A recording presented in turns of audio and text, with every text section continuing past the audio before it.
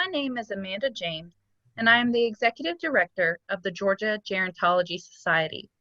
The purpose of this video is to help you understand the theme for our 2021 Annual Conference, The Road Forward, Intersectionality and Aging. Earlier in 2020, then President Babs Hall released a statement on behalf of the GGS Board of Directors. In that statement, she wrote, GGS will continue to advocate for all older adults and their families to have equal access to services and supportive community resources. GGS will continue to support decisive actions that address long-standing inequities and eliminate social injustice when and wherever we encounter. If you have not read the full statement, I encourage you to do so. It is available on the GGS website. As part of this commitment, GGS developed a Diversity, Equity, and Inclusion Committee. I am happy to have Nikki Dukes and Sarah St. Hamilton, the co-chairs of this committee, on this video to help better define intersectionality and how we will integrate this concept into the 2021 conference. But first, I'd like to give you a little more information about the conference itself. Our 2021 Annual Conference will be held on August 9th through 11th, 2021 at the beautiful Legacy Lodge at Lanier Island. You can keep up with the latest conference information by visiting the conference website that's listed here. Our call for proposals is now open with a deadline of January 15th, 2021. We hope this video will provide a better framework for how to incorporate the theme into your proposal. So what is intersectionality? Intersectionality is a lens through which categories of race, class, gender, sexuality, nationality, ability, ethnicity, and age, among others, are viewed as interrelated. Intersectionality is a way of understanding and explaining complexity in the world, in people, and in human experiences. Now, there are a lot of definitions of intersectionality that are used, and some are more specific than others. We choose the more general one that we just discussed because we thought it would provide a good first step or introduction to examining these issues. But we want to recognize that intersectionality as a concept was developed by legal scholar Kimberly Crenshaw to specifically explain how African American women experience compounded oppression based on both their gender and their race. In other words, they experience both sexism and racism. This framework has been expanded over the past 30 years to explain how discrimination based on other marginalized pieces of people's identities can compound and negatively impact their health and well-being, among other things. For example, a person who is gay and African American and older is likely to experience homophobia, racism, and ageism in a compounded way, all of which have a negative impact on their health and overall well-being. So to give a real-life example of how intersectionality applies to aging and health right now, we can see this at play in the health inequities that are evident in the COVID-19 pandemic. The data have clearly shown from the start that older adults are most at risk of hospitalization and death from this virus.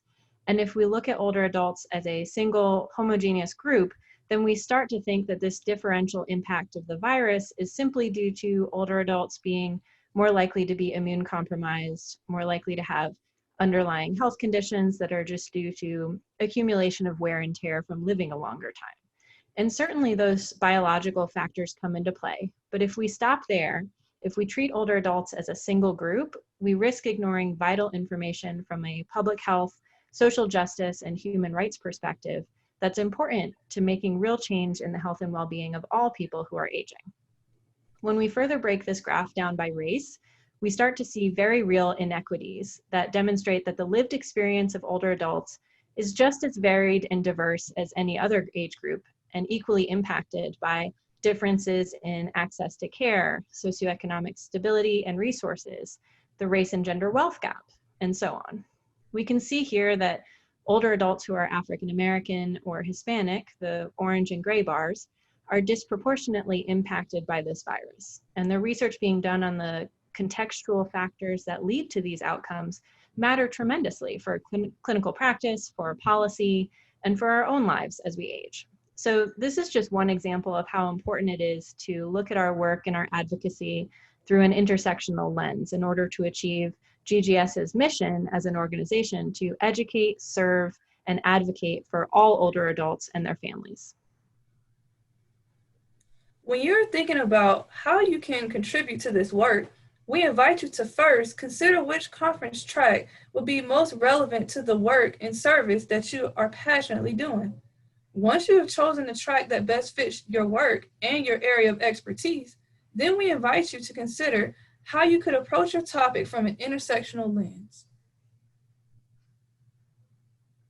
For example, proposals to the organizational excellence track could consider strategies for increasing representation from underrepresented groups in leadership positions, or consider culturally appropriate and inclusive marketing to help reach underserved groups. Proposals to the medical mental health track could discuss culturally competent and inclusive care and perhaps the unique mental health needs of older adults from minority groups.